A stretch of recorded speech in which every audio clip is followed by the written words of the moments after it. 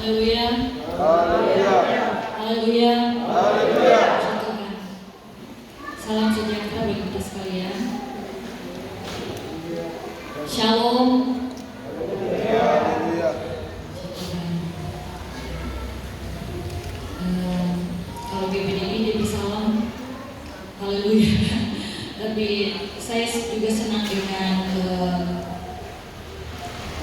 salam dengan shalom, karena itu salam damai sejahtera. Puji Tuhan. Bapak Ibu saudara di dalam Tuhan, tentu saya mengucap syukur pada Tuhan Yesus dan berterima kasih pada Ibu Gembala, Bapak Gembala. Terima kasih banyak untuk kesempatan ini. Dan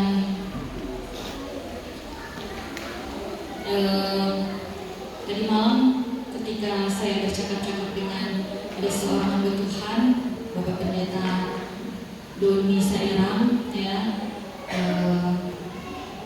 dan kami bicara bahwa dan saya ungkapkan bahwa khotbah saya berubah, ya. Ada satu khotbah yang saya sudah sepertinya yakin, oh saya mau khotbah tentang ini, tetapi tadi malam berubah, saya bilang.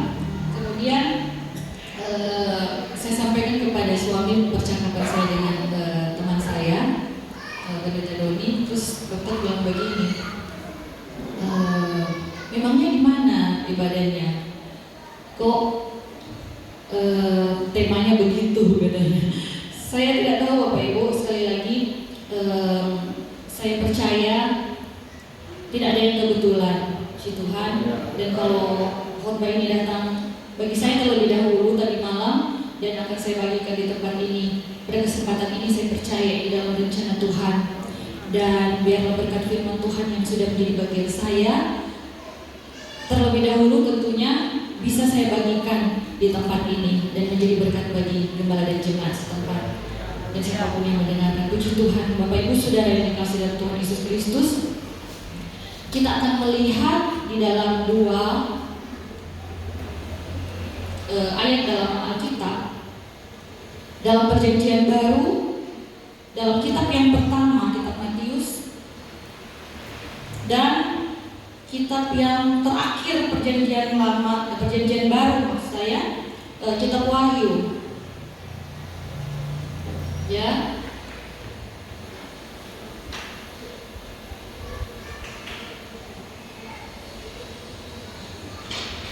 Di dalam Matius 24 ayat 12 dan di dalam Wahyu 2 ayat 4 yang sudah ada ditayangkan,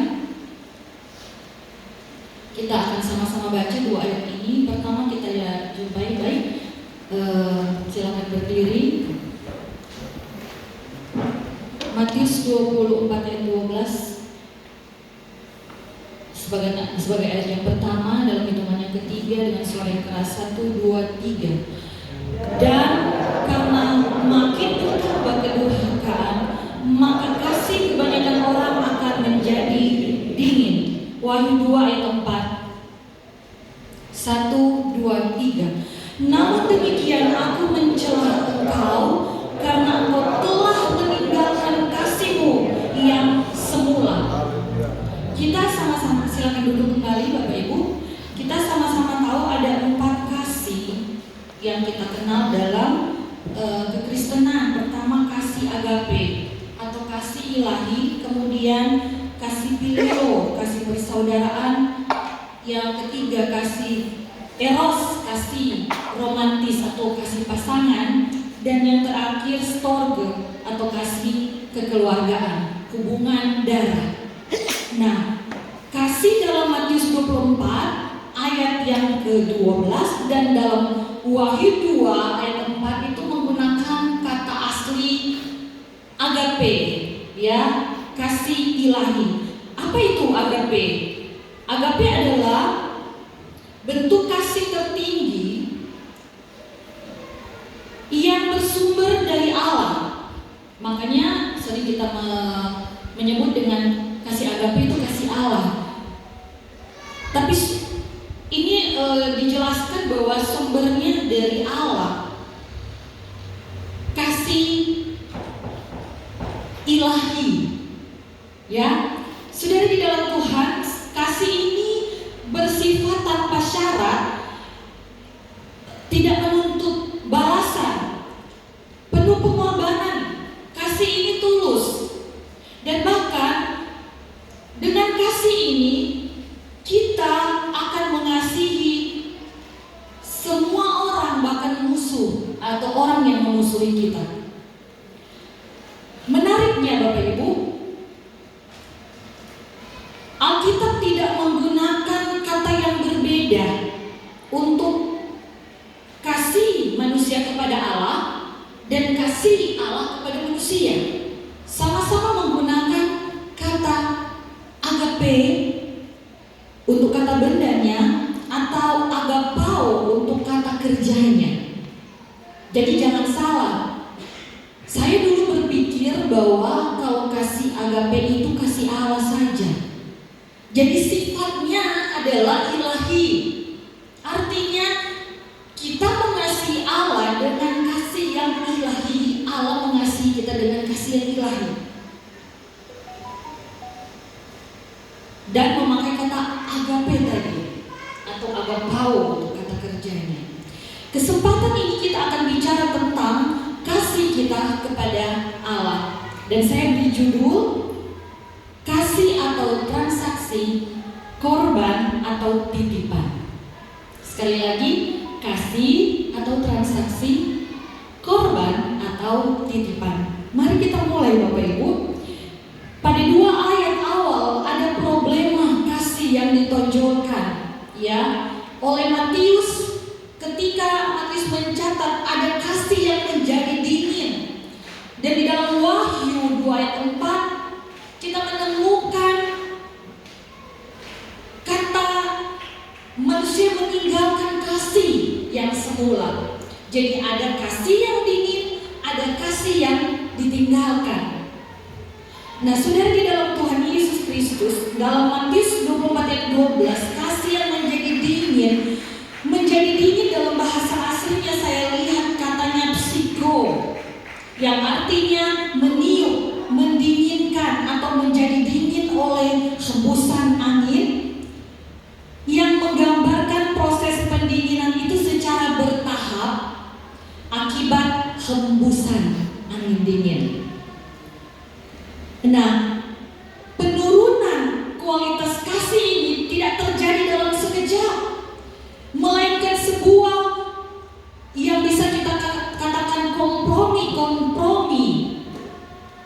rohani yang terjadi perlahan karena pergaulan atau karena interaksi kita dengan dunia yang semakin jahat, yang semakin egois ini. Saudara, di dalam Tuhan Yesus Kristus, mengapa saya tertarik menyampaikan kebenaran firman Tuhan ini? Daripada satu tema yang sebelumnya mendahului tema ini, saudara. Karena saya melihat begitu banyak fenomena yang terjadi yang menggambarkan kasih itu semakin dingin. Dalam hal ini saya bicara tentang kasih kita kepada Allah. Demikian juga saudara, dalam Wahyu 2 ayat 4, meninggalkan kasih yang semula itu, dia pakai kata, untuk kata meninggalkan itu apekes. Saya tidak tahu pembacaan yang sebenarnya, tetapi tulisannya seperti itu, saudara, yang berarti melepaskan, menceraikan, membiarkan pergi, melalaikan, dan mengabaikan secara sengaja. Maksudnya apa? Jadi ini disampaikan dalam penglihatan, itu disampaikan oleh Allah sendiri kepada jemaat Efesus. Mereka tidak kehilangan kasih itu secara tidak sengaja di suatu tempat. Mereka lepaskan satu kasih itu lalu tinggalkan. Tidak seperti itu. Mereka tidak sengaja meninggalkan di satu tempat, tetapi sengaja membiarkannya hanyut atau menghanyutkan atau mengabaikan demi kesibukan-kesibukan lain. Kasih itu tidak hilang begitu saja, melainkan ditelantarkan secara perlahan untuk kepentingan sendiri. Misalnya kepentingan doktrin, kepentingan apa yang harus dikerjakan di dalam organisasi tertentu, ya saudara. Dan justru kalau kita memperhatikan di ayat sebelumnya 2 dan 3 itu menunjukkan bahwa jemaat Efesus itu begitu tekun.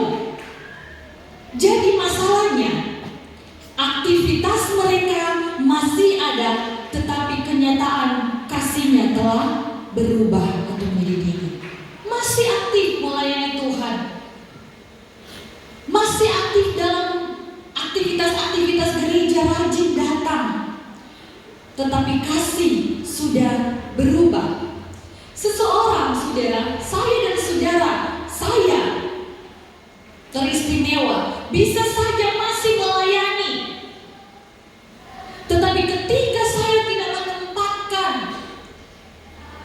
pelayanan itu sebagai sesuatu yang diprioritaskan untuk Tuhan, itu yang disebut dengan kasih kepada Tuhan yang menjadi dingin. Misalnya, saya berkorban di sini hanya karena supaya orang tahu, oh yang melayani itu saya, supaya jadi top atau apapun itu saudara. Itu teguran untuk saya tentunya. Jangan menjadi dingin kasih saya kepada Tuhan. Demikian juga pelayanan Bapak Ibu kepada Tuhan, jangan menjadi dingin kasihnya. Kita tadi bicara tentang kasih atau transaksi, korban atau titipan. Kita melihat pertama bahwa pelayanan itu kadang berubah menjadi transaksi. Ya, ketika kita baca tadi, engkau telah meninggalkan kasihmu yang semula, itu misalnya yang saya gambarkan tadi, melayani supaya mendapat posisi, supaya terkenal, melayani supaya mendapat pengaruh, atau menggunakan pelayanan itu untuk mendapatkan keuntungan. Ada bahkan juga jemaat, gembala pindah pelayanan karena ada tawaran yang lebih menguntungkan di tempat lain. Saudari di dalam Tuhan Yesus Kristus, kejadian seperti ini atau pelayanan seperti ini adalah pelayanan yang tanpa kasih atau sudah dingin kasihnya karena berubah menjadi sebuah transaksi.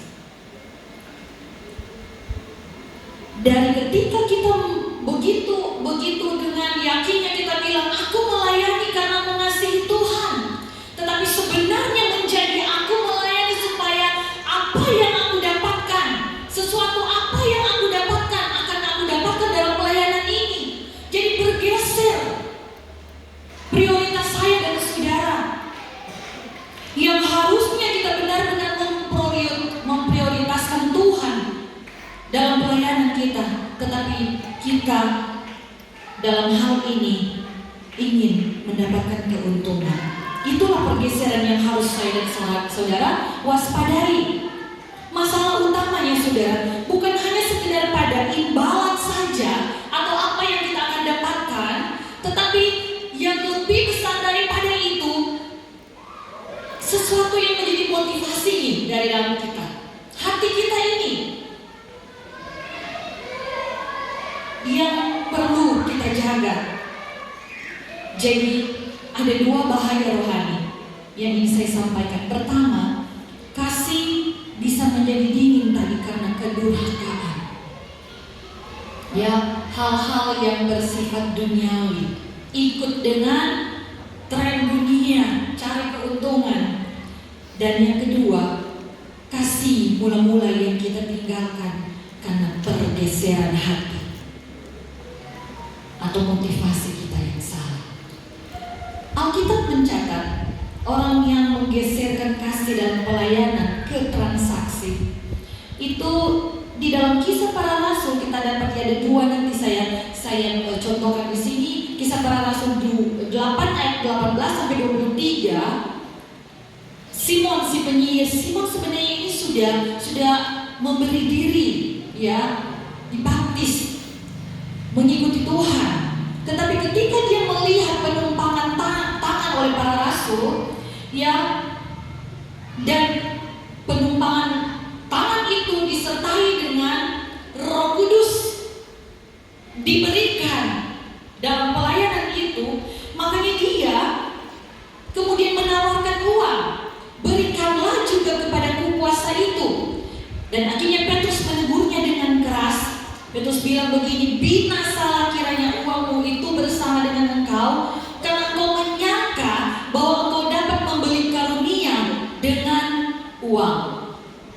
Dan kalau kita baca selanjutnya ayat 21 sampai 23, tidak ada bagian atau hakmu dalam perkara ini, sebab hatimu tidak lurus di hadapan Allah. Kasih kita dingin.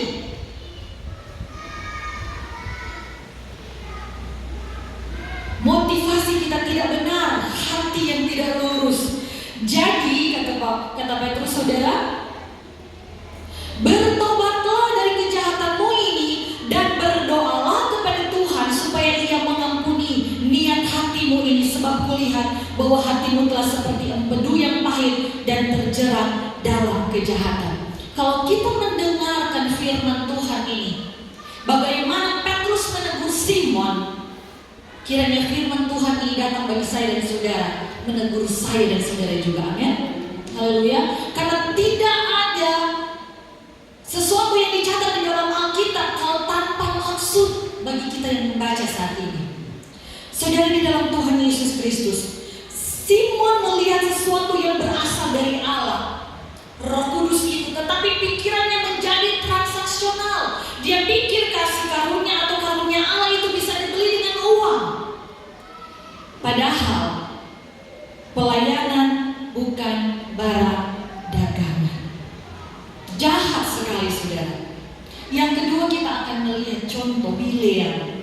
2 Petrus 2 ayat 15 mengatakan bahwa mereka mengikuti jalan Bileam yang mencintai upah karena perbuatan-perbuatan yang jahat. Bileam ditegur, bahkan keledainya menegur dia, saudara. Tuhan bisa pakai apa saja untuk menegur saya dan saudara. Kalau kesempatan ini kita dengarkan firman Tuhan untuk menegur kita, bersyukurlah, karena masih ada kesempatan untuk kita bertobat. Saudara, di dalam Tuhan Yesus Kristus menjadi bahaya ketika seseorang mulai berpikir, berapa yang saya bisa dapat dari pelayanan ini? Ketika saya misalnya banyak berkorban di tempat ini, posisi-posisi apa sih yang akan saya dapatkan, ya saudara? Jangan mentang-mentang engkau yang paling banyak berkorban, kemudian engkau mengharapkan sesuatu.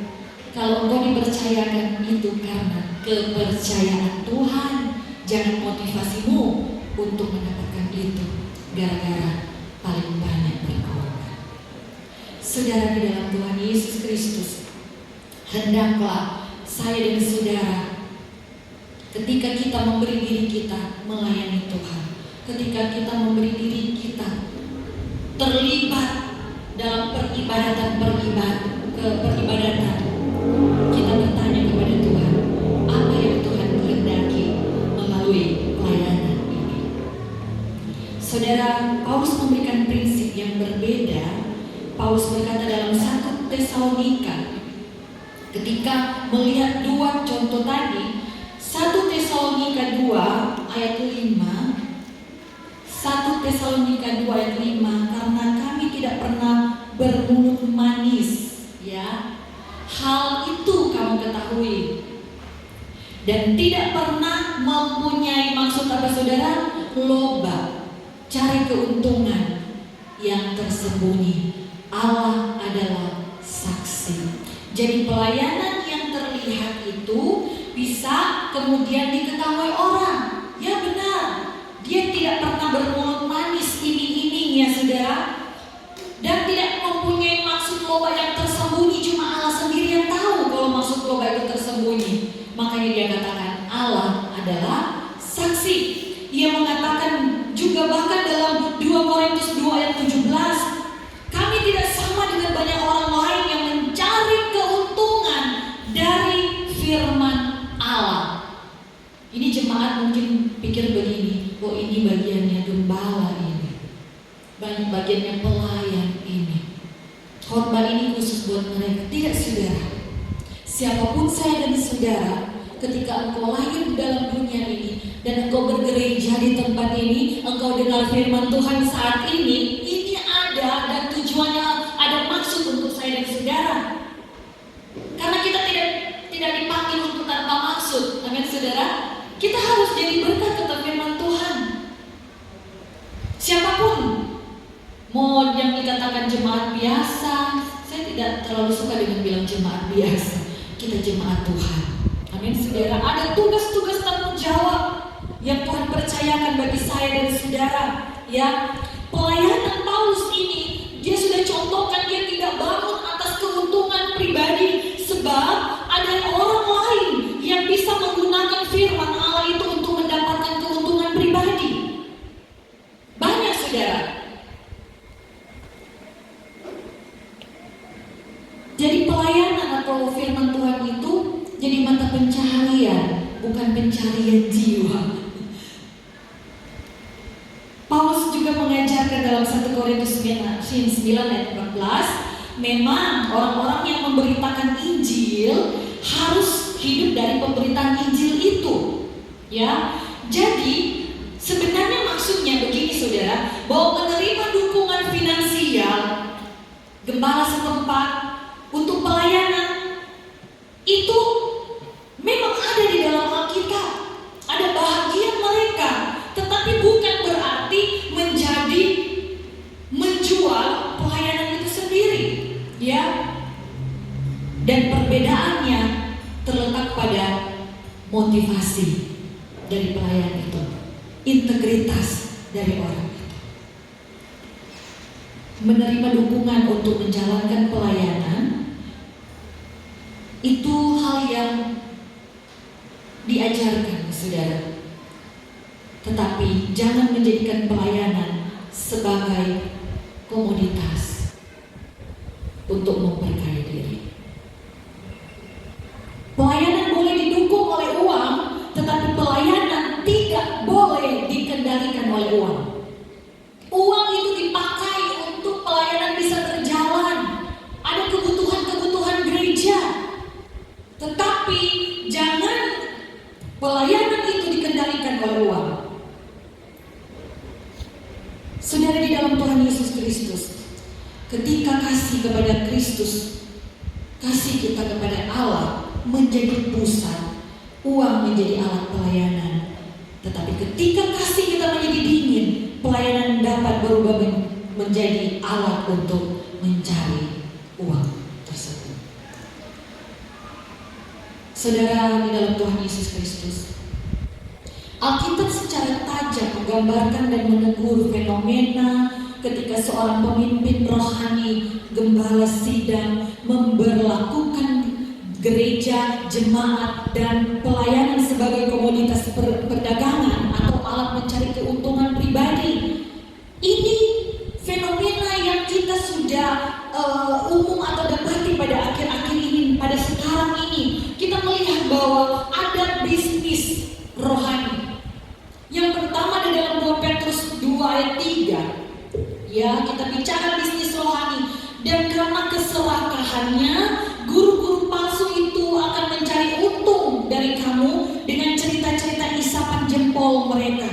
Kata asli untuk mencari untung, saudara, menggunakan akar kata Yunani emporeomai, yang berarti perdagangan atau berdagang atau menjalankan bisnis. Ya, jelas kata dasarnya itu berdagang, mencari keuntungan. Nah, saudara, Rasul Paulus memperingatkan bahwa ada pemimpin yang memandang jemaat itu bukan sebagai jiwa, tetapi memandang mereka itu sebagai sebuah pasar. komoditas ekonomi. Sekarang tidak dipungkiri, kita sering mendengar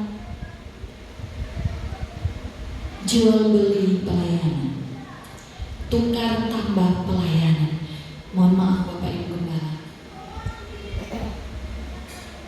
miris sekali saudara, dan dianggap itu biasa. Hati-hati Bapak Ibu ya, ini adalah bagian bagaimana kasih kepada Allah menjadi dingin. Jemaat Tuhan, mari kita berdoa untuk hamba Tuhan Gembala Sidang. Amin saudara, haleluya. Yang kedua, ada gembala upahan. Saya sebenarnya ingin begini saudara, waktu mempersiapkan ini. Sampai tadi saya sebenarnya mau hapus bagian-bagian ini, tetapi entah kenapa saya begitu kuat untuk mengkhotbahkan ini. Memang di sini ada gembala sidang, tetapi kami juga ada rekam ya Bapak Ibu. Jadi ada YouTube yang mungkin ada sasaran-sasaran Tuhan di tempat lain untuk mendengarkan tentang hal ini. Kembali tadi pembicaraan Bapak Ibu tadi malam dengan gembala di Jakarta. Dia juga adalah pengajar sekolah kita. Dia bilang, iyo, enggak apa-apa, itu bagiannya penginjil katanya. Saya bukan gembala sidang, jadi mungkin ini Tuhan titipkan bagi semua gembala sidang, termasuk yang ada di tempat ini. Yang kedua, gembala upahan. Ternyata ada gembala upahan yang mengkomersilkan pelayanan. Seperti dalam Yohanes 10 ayat 12-13, Yesus mengkontraskan atau memberi perbandingan yang besar antara dirinya sebagai gembala yang baik dengan gembala upahan. Seorang upahan yang bukan gembala dan yang bukan pemilik domba-domba itu sendiri, ketika melihat serigala datang meninggalkan domba-domba itu lalu lari. Ia lari karena ia seorang upahan dan tidak memperhatikan domba-domba itu. Jadi ada gembala upahan, melayani hanya demi uang, hanya demi gaji. Ketika pelayanan tersebut tidak lagi menguntungkan secara finansial, atau ketika ada tawaran finansial yang lebih besar, mereka dengan mudahnya meninggalkan jemaatnya.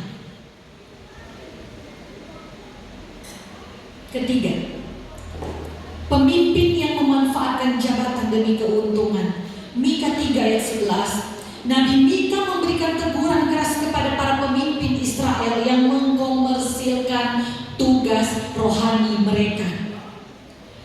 Para pemimpinnya, kata firman Tuhan, memutuskan hukum karena suap. Para imamnya memberi pengajaran karena bayaran, dan nabi-nabinya menenung karena uang. Ketika firman Tuhan, ketika mendoakan orang sakit, mendoakan orang yang ada kebutuhan, ketika melaksanakan sakramen baptisan, sakramen apalagi pemberkatan nikah, hati-hati gembala kalau tujuannya itu memanfaatkan jabatannya untuk mendapatkan uang. Dan bahkan kalau pemimpin gereja itu,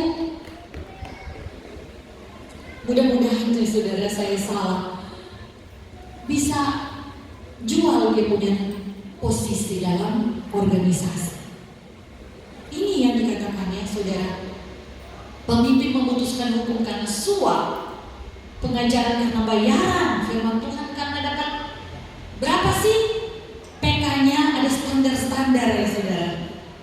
Kemudian nabi-nabi yang menenung karena uang. Keempat,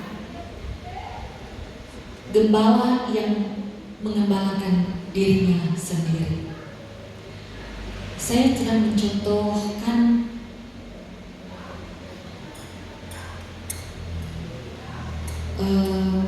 yang kita bicarakan, ya, kasih atau transaksi.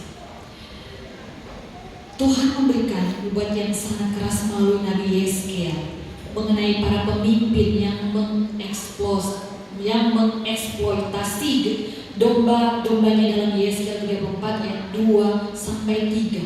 Celakalah gembala-gembala Israel. Ini katanya sudah dari celakalah. Teguran hardikan yang keras, yang mengembalakan dirinya sendiri, bukanlah domba-domba yang seharusnya bukankah domba-domba yang seharusnya digembalakan oleh gembala-gembala itu?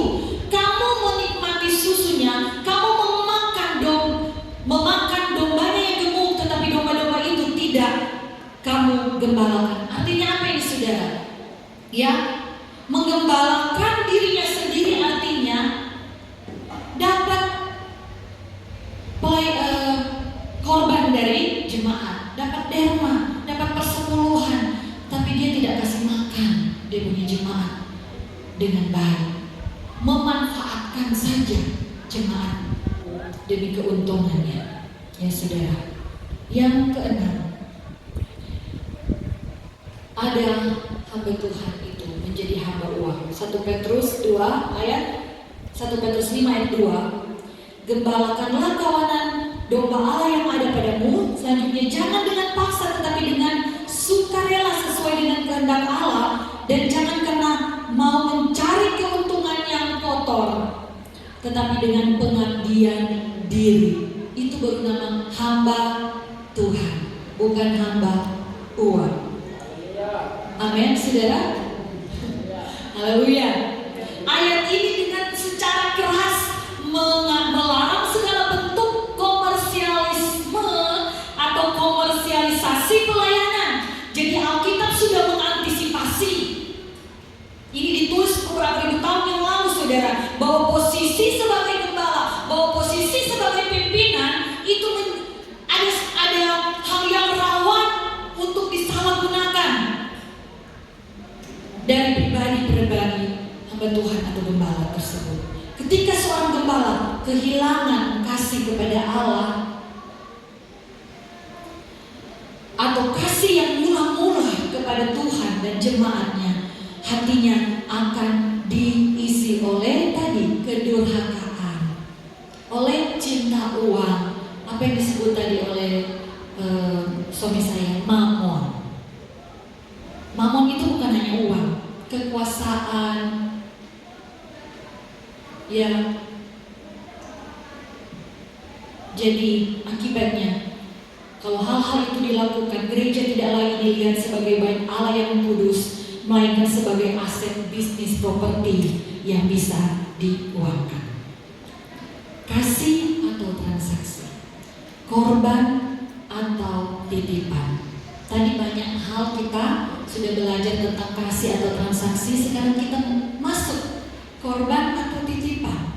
Ya, ada gembala dan jemaat yang merasa punya jasa, punya modal atau barang yang diberikan atau dipakai, dikorbankan dalam pelayanan. Tetapi mari kita memperhatikan dengan sungguh-sungguh dan serius poin ini. Apapun bentuk pemberian saya dan saudara, itu adalah tindakan korban, mempersembahkan, atau itu adalah altar kita kepada Tuhan, bukan titipan. Korban itu adalah persembahan atau altar, bukan titipan. Ya, apa itu konsep altar?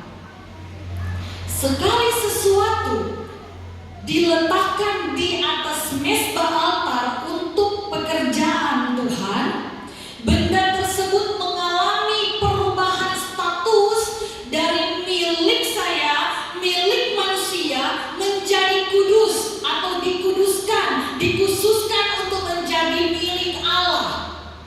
Perhatikan ya saudara, ketika kita memberi sesuatu dalam pelayanan, kita berkorban apapun itu dalam pelayanan, baik hamba Tuhan, baik gembala, baik jemaat, ketika engkau sedang kasih itu di gereja sebagai korban, artinya itu altarmu. Ya, kepemilikan itu sudah berubah dari milik pribadi menjadi kepunyaan Tuhan.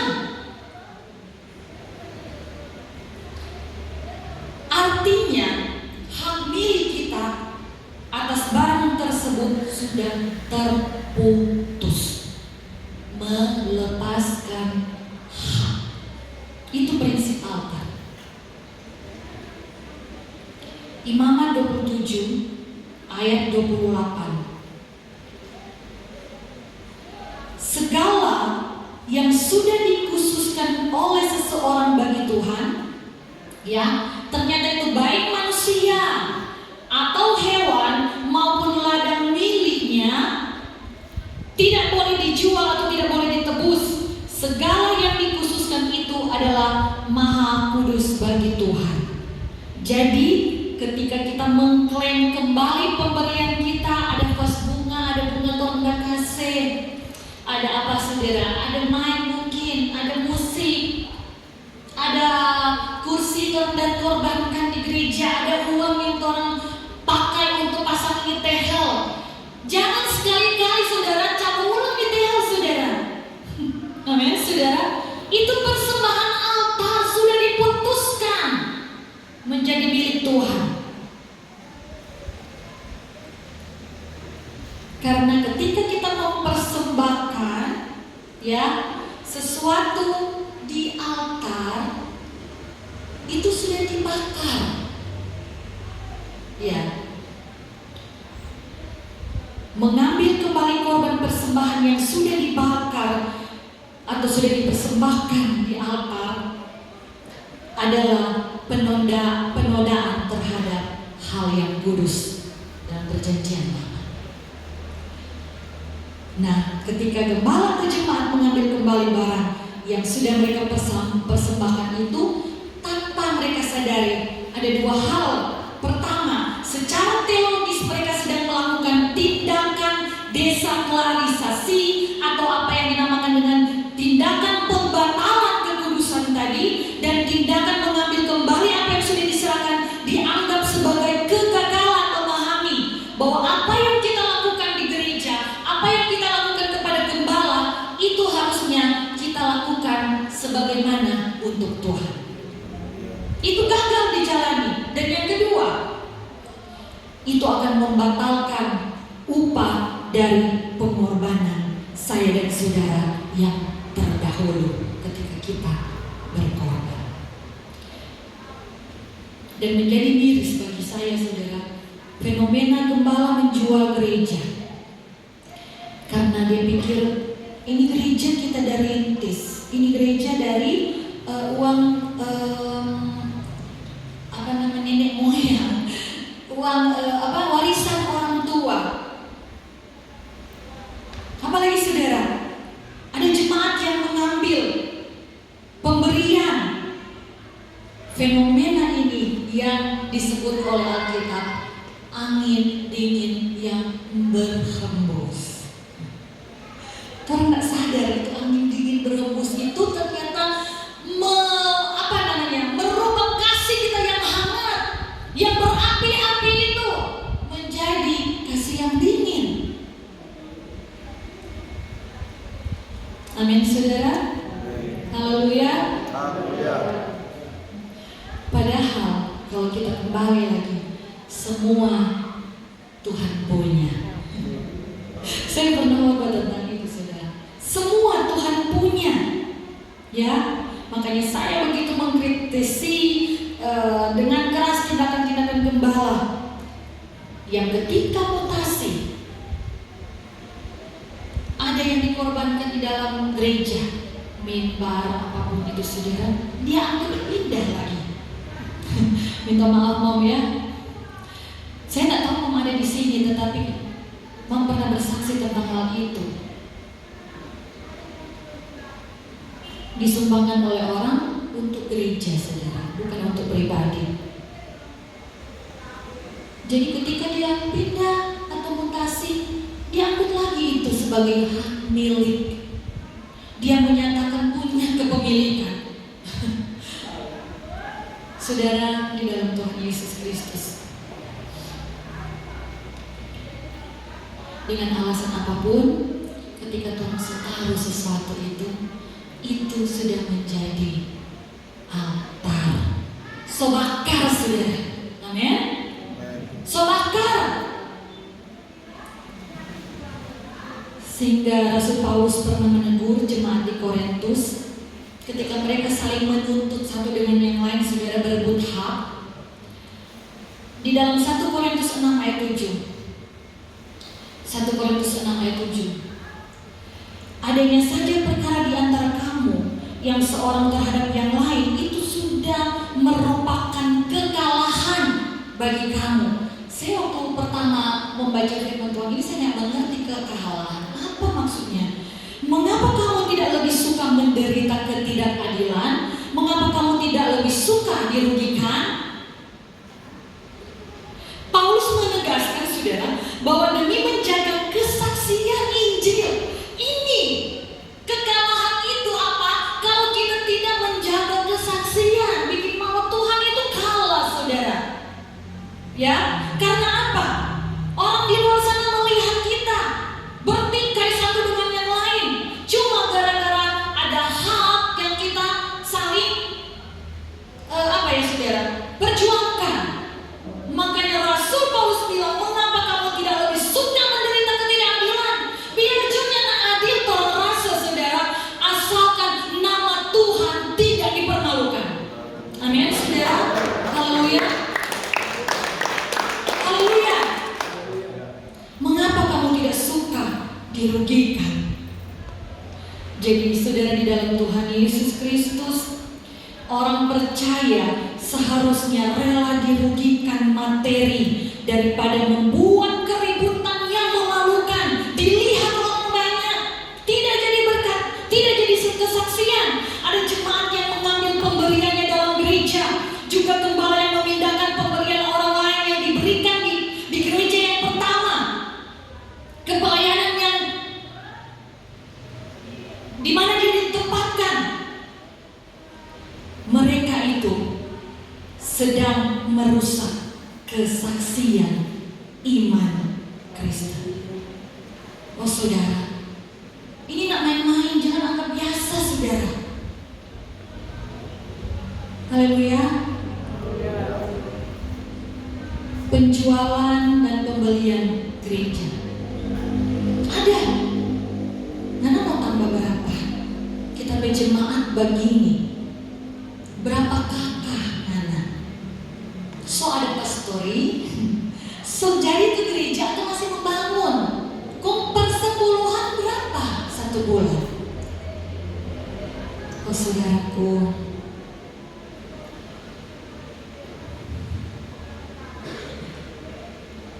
padahal semua itu mutlak kepemilikan Tuhan. Kalau kita dipercayakan, tanda kutip, dirugikan, mendapat ketidakadilan, biar jauh, saudara. Yang penting Tuhan dimuliakan. Amin. Haleluya. Tuhan punya semua. Makanya Mazmur 50 bilang ayat 12, jika aku lapar tidak bisa kukatakan kepadamu, sebab punya kula dunia dan segala isinya. Poin-poin yang kita sudah baca sebelum kita mengakhiri, Bapak Ibu, mungkin ada 2-3 menit lagi. Psiko dalam Matius 24 ayat 12 adalah proses pembiaran disengaja secara perlahan demi fokus yang lain. Sementara apekes dalam Wahyu 2 ayat 4 adalah proses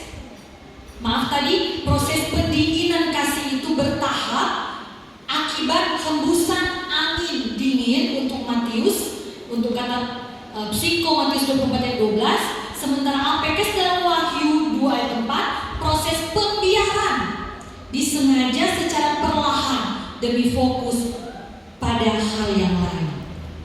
Jadi ini karena bertahap sifatnya, terus apalagi perlahan. Karena orang nggak sadari dia punya dampak, ya. Bahkan orang memikir mungkin ada banyak saya lihat sengaja. Orang kalau lagi ada konflik gereja, baru-baru ini saudara, Tuhan, baku pakai HP bawa live, satu live bagi itu saudara, dipertontonkan saudara.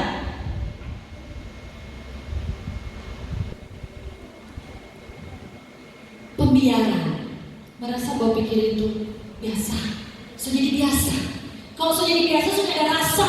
Sudah ada rasa apa? Rasa kasih sudah ada. Rasa takut akan Tuhan sudah ada. Penghormatan kepada Tuhan sudah ada. Sebiasa. Saudara, kalau suami istri, kalau sebiasa. DP hubungan itu setawar. Demikian saya dan saudara dengan Tuhan. Pembiaran, ya toleransi yang disengaja. Sengaja tuh malah itu saudara, supaya orang lihat Tuhan itu paling betul. Satu lagi orang yang paling betul. Ya, dianggap biasa. Akhirnya menjadi tontonan dan tidak menjadi kesaksian. Berhati-hatilah. Saya ingin membaca ayat yang terakhir dalam Wahyu 2 ayat 2 kepada jemaat yang ada di Efesus. Kalau kita perhatikan Bapak Ibu, ini adalah wahyu Yesus kepada Yohanes di Patmos dan disampaikan pertama. Ini jemaat pertama yang dapat teguran, Efesus. Ya, apa? Aku tahu segala pekerjaanmu, baik jerih payamu maupun ketekunanmu. Tuhan tahu Tuhan jerih payah. Ya, Tuhan tahu Tuhan pengorbanan, Tuhan tahu Tuhan kesetiaan datang beribadah, kesetiaan melayani, kesetiaan kasih persepuluhan, kesetiaan berkorban. Aku tahu Tuhan bilang apa? Bahwa engkau tidak dapat sabar terhadap orang-orang jahat dan bahwa engkau telah mencobai mereka yang menyebut dirinya rasul, tetapi yang sebenarnya tidak demikian. Oh, engkau murni. Ya, bahwa engkau telah mendapatkan mereka pendusta, ayat 3. Dan engkau tetap sabar dan menderita oleh karena namaku. Oh, luar biasa ya. Sudah berkorban ini, penderitaan batin. Dan engkau tidak mengenal lelah. Oh, nenek capek-capek bangun untuk gereja, nenek capek-capek datang gotong royong ya, Pak Paulus misalnya. Namun demikian aku mencelah engkau. Jemaat apa di sini? Elohim. Ya, kira-kira mungkin begitu datang bagi saya dan saudara ya. Jemaat, ini teguran untuk menjadi peringatan bagi kita. Aku mencela engkau karena engkau telah meninggalkan kasihmu yang semula. Kasih kita yang berfokus untuk kepentingan Tuhan. Kasih kita yang berfokus untuk memprioritaskan Tuhan menjadi prioritas-prioritas yang berbeda. Prioritas dunia, prioritas sendiri. Ayat 5. Sebab itu ingatlah betapa dalamnya engkau telah jatuh. Biar buat semua itu Tuhan backing. Kalau Tuhan kehilangan prioritas kepada Tuhan, kehilangan kasih mula-mula, Tuhan bilang orang jatuh dolong saudara. Sejauh sekali orang jatuh. Makanya bertobatlah, lakukan lagi apa yang semula engkau lakukan. Jika tidak demikian, hai jemaat Tuhan, aku akan datang kepadamu dan aku akan mengambil kaki dianmu dari tempatnya jika engkau tidak bertobat. Amin saudara. Haleluya. Makanya bertobat. Seruan pertobatan ini harus kita responi karena datangnya dari Tuhan. Ya, teguran ini datang kepada saya dan saudara, bukan hanya kepada jemaat di Efesus, tetapi bagi saya dan saudara. Ini yang kalau perhatikan ya Bapak Ibu, kalau di dalam Alkitab elektronik itu warnanya merah, ini perkataan Tuhan sendiri, ya. Mungkin kalau kita dapati, kita sadari saat ini, kasih kita sudah berubah menjadi transaksi. Mungkin kalau kita dapati, kita sadari, kita berkorban itu menjadi suatu barang titipan saja yang nanti sebentar Tuhan ambil. Bertobat saudara. Amin. Haleluya. Saudara mau bertobat? Amin. Saya mau bertobat. Mari sama-sama katakan supaya kita juga mau bilang 1, 2, 3. Saya mau bertobat. Saya mau bertobat. Saya mau bertobat. Puji Tuhan. Muliakan Tuhan. Haleluya. Tuhan Yesus memberkati.